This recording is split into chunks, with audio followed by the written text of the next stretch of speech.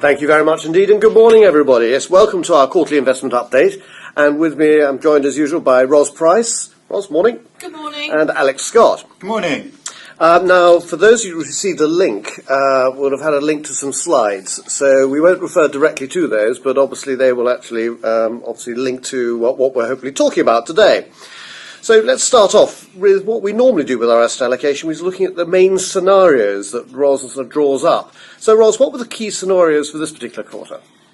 Well, the Asset Allocation Committee came up with 4 scenarios this time. I think there were 3 last. And I think the tone was probably more optimistic than the previous time. At the top of the page, we have our worst scenario called Paint It Black. You'll note that in honour of the Jubilee, for the Golden Jubilee for the Rolling Stones, we've used their titles. There was a 10% probability of this one, which was the worst outlook, where the politicians managed to mess everything up. There was stalemate, the US fiscal cliff, in Europe on cooperation, here in the UK on the budget reforms, Japan. Anywhere you like to think, the politicians get it wrong. There's a debt ceiling impasse, there's a sort of AAA rating downgrade in the US, and everything that could go wrong does go wrong. That's thoroughly miserable, but the next one's a bit better. Yes. This one, we called this one It's All Over Now, and we gave it a 15% probability by the committee.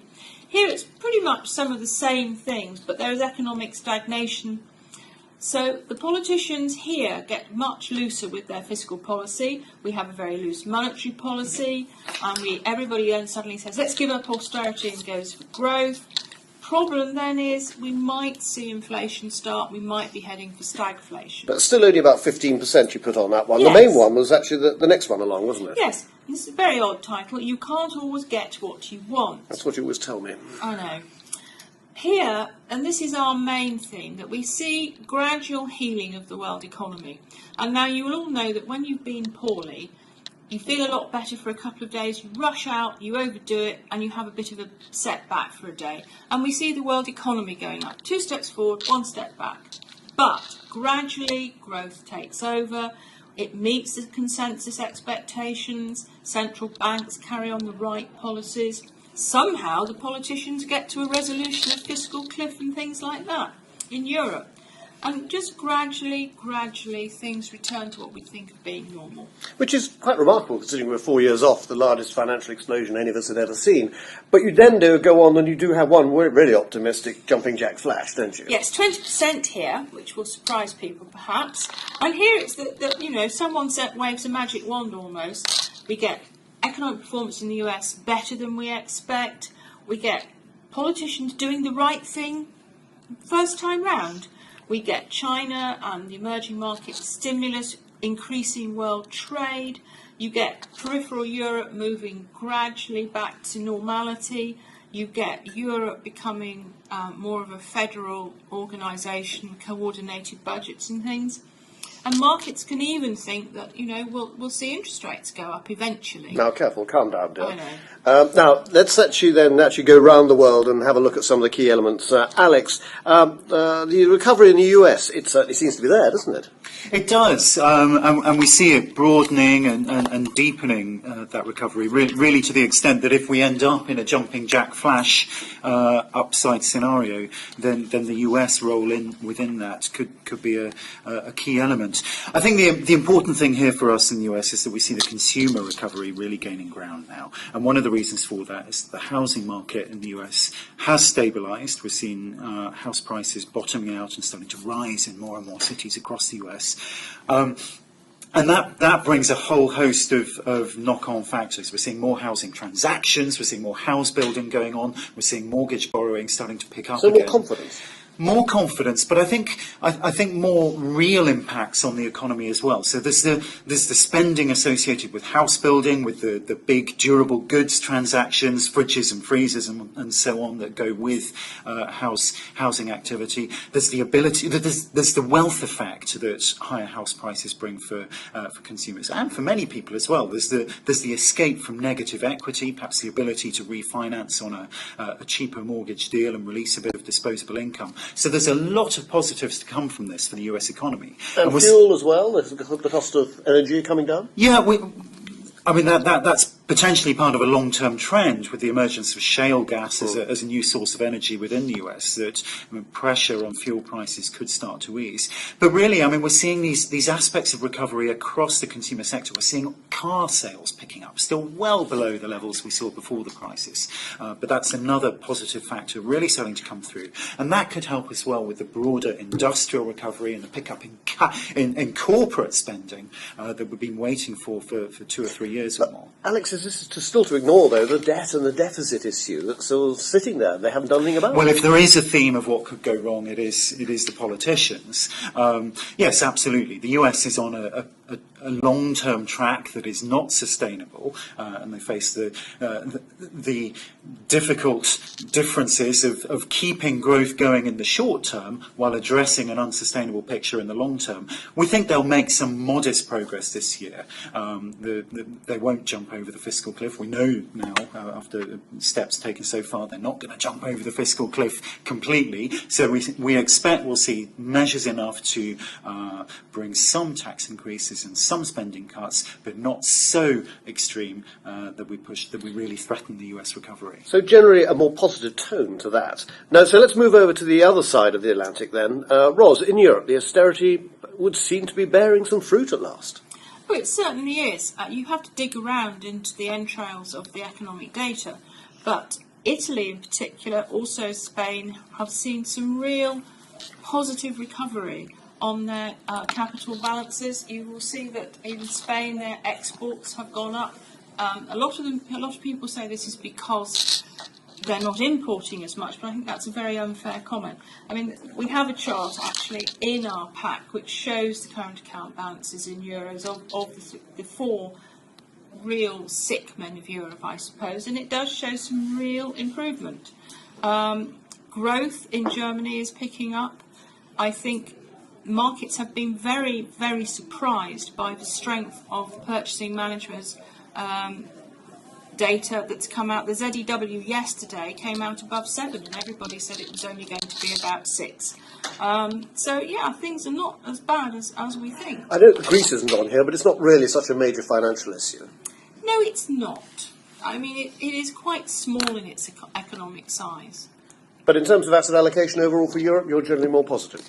Well, as you know, we have been positive on Europe now for 2 years. Yeah, when everyone else didn't want to know. Correct. Right, and that's paid some dividends, hasn't it? Certainly has. Okay, let's then move further around the world, over to Japan. Alex, we've had a change of leadership. Mr. Abe's back again. Is he going to make any difference this time? Well, it's starting to look slightly different already, and we think the stage is certainly set for potential more meaningful change. We have a new Prime Minister, admittedly second time around, but a Prime Minister with a mandate to come in and end deflation in the Japanese economy. And already we've seen some movement. We've seen the Bank of Japan this week shifting to adopt a firm 2% inflation target, and that's an improvement from the rather woolly and vague 1% goal for inflation that they had before. But it's a bit of a hope. They've been trying to get inflation for decades, isn't it? Well, the problem for Japan and for institutions in Japan has been credibility. The question of whether the institutions really mean what they say, whether they're actually going to follow through the fine words with sufficient action. And I think there's a little bit of disappointment in markets with the very latest measures announced this week on QE in Japan, with perhaps not quite the increase in scale that investors were hoping for, and also with it being a little bit too back-end loaded, with the new measures not coming in until 2014. So I think maybe we're seeing the limit of what's achievable under the current Bank of Japan leadership. But the really interesting thing, of course, is that Prime Minister Abe has got the ability in a month or two's time to appoint a new governor and a new deputy governor of the Bank of Japan. And it's quite possible that the new broom, bringing in new leadership, will have much more sympathetic and proactive people there at the helm of the Bank of Japan, who are more prepared to work with the government alongside the government's fiscal stimulus and really do something about it. So you're more positive with that. And the currency is a lot weaker than it was before. Well, the weakening of the yen is a key part of this process, of this policy. It's if the yen continues to weaken, even if it remains in its current position after weakening quite a lot in the last month or two, that does certainly help Japan's competitive position, against its local peers. So I think it's a very interesting possibility. The credibility side is still not completely proven. I think it's too early to say that Japan really certainly is going to change. But what we have seen through the last 20 or 30 years of Japan's long, slow stagnation is those periodic bouts where markets gain optimism and you see very, very strong reaction in equity markets in particular. Big rallies. We've already seen a meaningful rally in Japan, and we've been able to capture a reasonable part of that. But I think if we see more progress, markets won't wait for the result. Markets will move on anticipation. So I think that's potentially a very interesting situation. I should also mention, I suppose, that slightly murky cloud that's lurking over the disputed islands with China as well, which could change some of that, people's attitudes. Well, of course. I mean, yet again, the ability of politicians to mess things up. Clearly, a rise in nationalist tensions between China and Japan could be a major negative if that spills over into trading links and economic ties to a greater degree than it has already. Assuming those can be navigated, we are seeing a situation where China's making what looks like a successful leadership transition. I think the new leadership being regarded more and more as somewhat pro-reform, which I think is good news. And also we're seeing China managing the economic transition as well, coming through a slight slowdown in growth last year, but achieving what looks like a soft landing, with survey indicators pointing to a pickup in industrial activity, in activity across the economy, which would clearly be good news. So that's encouraging. And what about then the other emerging markets that go with that? Well, I think to a large extent, those emerging markets will be sensitive to the big growth engines around the world. So if the US economy continues to develop, if the Chinese soft landing plays out and we see that reacceleration, then the markets that are the suppliers, the exporters to those big engines in the US and China will be beneficiaries. Okay. Ros, it really is a bit of a timing issue, isn't it, with the German and Italian elections coming up. There are some key issues in 2013, but the German elections, we just had one this week, and is that going to have an impact? Well, yes, the German elections could well have an impact, and it's not scheduled, the main election, until the end of September, beginning of October. We've yet to hear the date. We did have elections in Lower Saxony for the upper house of Parliament in Germany, and the results were slightly odd. I think the curate's egg is the best description here. Here in the UK, we only hear that Angela Merkel's party, the CDU, lost its government position in Lower Saxony by one seat, I might add. But actually, the party that did the worst against expectations was the main opposition party, the SPD. Most of the votes that seemed to sway things went to the Greens, who virtually doubled their number of seats in this election. Very odd. And of course, they tend to align with the SPD, and hence the change of government in Lower Saxony. The CDU still had the largest overall vote share. So the rather oddly named Mr McAllister actually did do quite well then? Well, he did actually, yes. But the Greens did extraordinarily well. The famous Pirate Party sort of disappeared, obviously walked the plank, and the ultra right wing, which everyone is very scared of in Germany, I didn't see any mention of them at all. But we've got nearly 9 months to get round to that one, so lots can happen in elections, as we know. And you've got the Italian one as well. Do you think that could blow up for us? The Italian elections, yes. Every time I hear a poll, it seems that we're drifting more and more Mr Berlusconi's way, and I have to say markets would not like, even if Berlusconi was not to be PM, if he were to be the eminence grise of the government in Italy. It's not first past the post there, of course. It's one of these labyrinthine ways of working out who gets what. And at the moment, it would seem that a Mr Bersani is likely to be Prime Minister rather than Mr Monti, who everyone in Europe and stock markets would love to be back because he is so organised. He's created confidence, hasn't he? He has. I mean, it is interesting to see that Italian yield dropped almost immediately the minute he walked in and said, "I will be Prime Minister." He was appointed, and Berlusconi left. So that is a serious risk. That's the end of February, so that's one that's a very short run one. Well, you've painted certainly a more positive story than we've heard before. How does that really impact on our asset allocation, and what changes you've been making? We have made changes. We're not as positive as if our jumping jack flash scenario is going to be the outturn, obviously.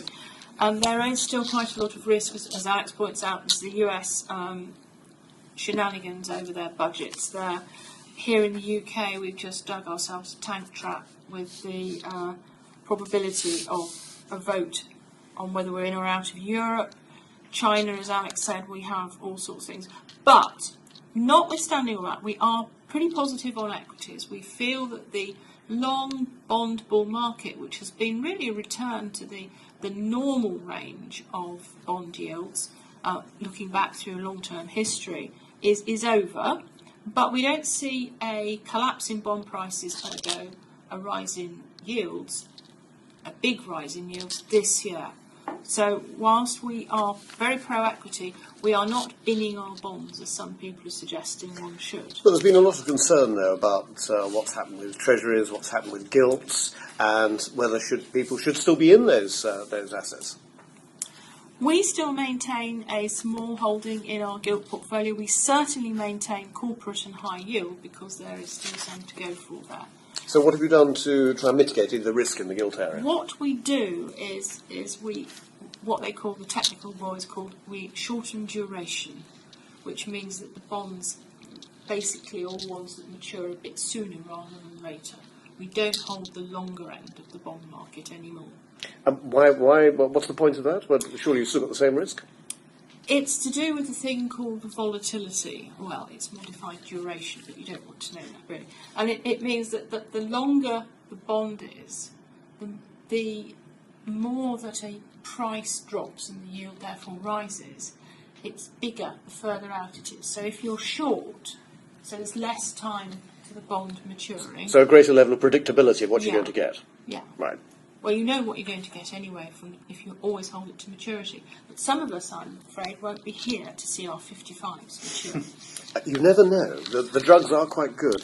Alex, when it comes to the alternative asset classes, and also some of the emerging market ones as well, how have we been adjusting our asset allocation there? Well, let's talk about the emerging first. I mean, within our equity overweights, we have been coming back into emerging markets equities, and that's a process that's been going on for a few months now. Building up Eastern European equities as part of that, where we see Eastern Europe both as cheap assets, but also as a key beneficiary of the pleasing outbreak of calm that we're seeing in the Eurozone. So that's been a good place for us, and we're continuing to build there. In the more risky portfolios, we're building frontier emerging markets as well. So this is in the moderately adventurous and the adventurous portfolios. Exposure to those less developed emerging equity markets outside the mainstream, so in places like sub-Saharan Africa and the Gulf states in the Middle East. So those are key elements within our equity positions that we're continuing to build.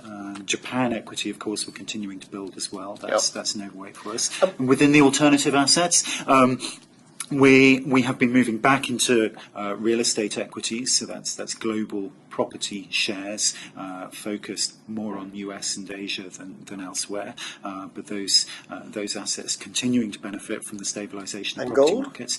Gold, we're becoming, I think, more lukewarm on. And gold's been a great potential risk hedge over the past few years, but I think as we see the tail risks, the risk of a disaster in Europe or the risk of a major inflation scare perhaps falling away to a degree, then I think some of the appeal in gold starts to diminish. So we still have some gold weightings in portfolios, but it's a potential source of cash for other ideas elsewhere. And a crucial area which can upset many a good, well-balanced portfolio is foreign exchange. How are we managing that exposure?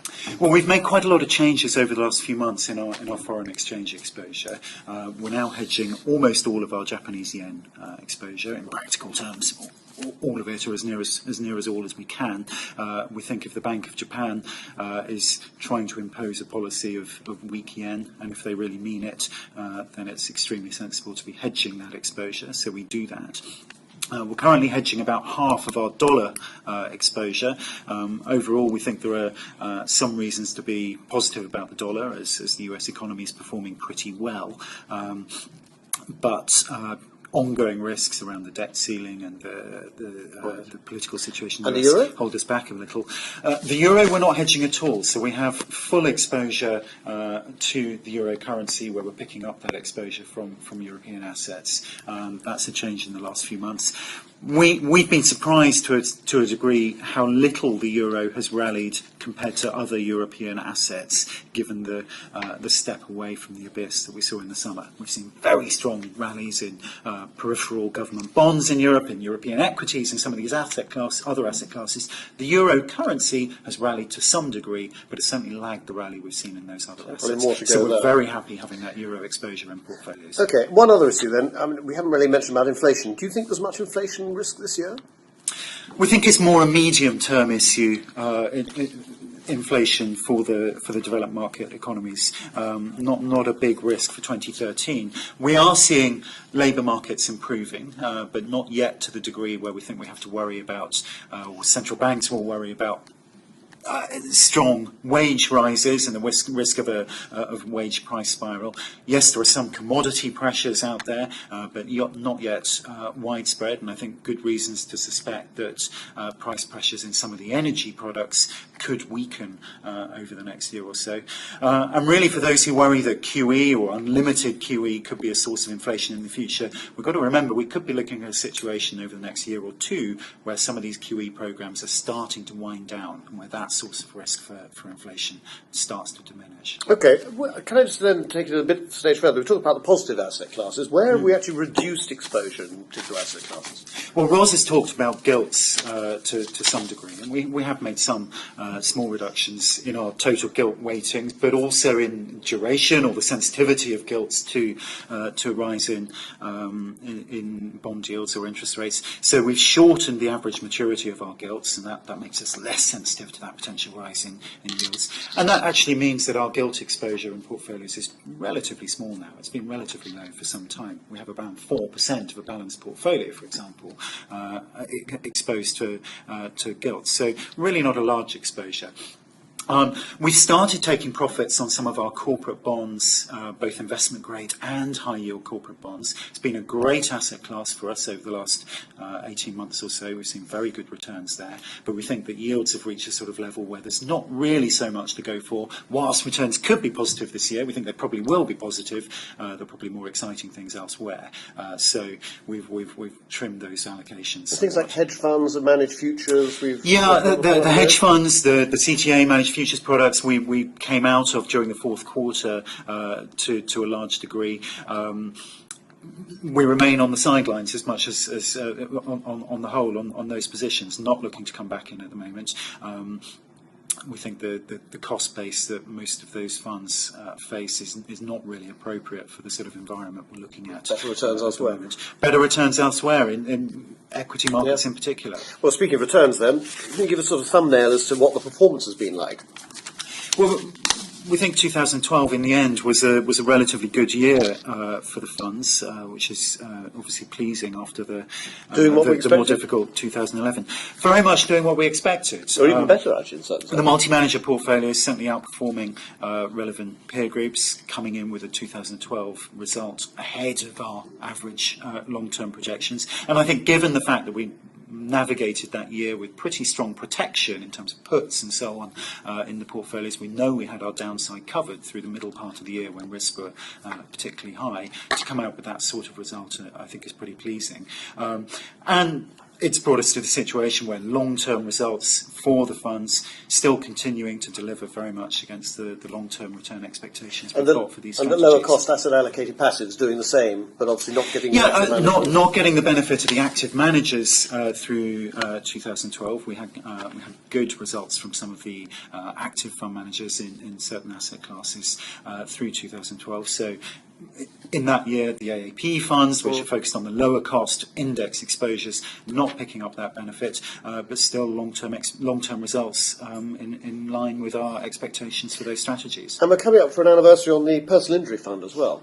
We're past the 3-year anniversary for the personal injury fund. Yes, absolutely.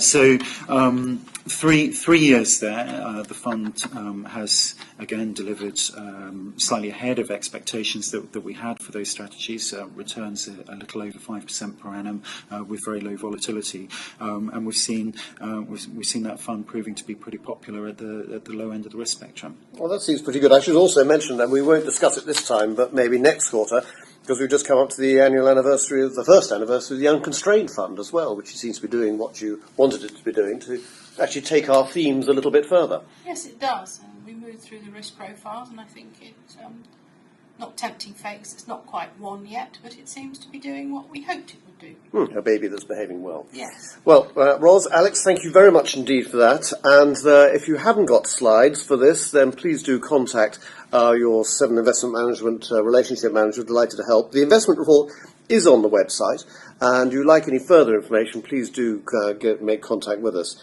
In the meantime, may I wish every success to you, your business, and obviously to your clients as well. In the meantime, goodbye from Ros and Alex. Bye. Bye. And goodbye from me. Goodbye.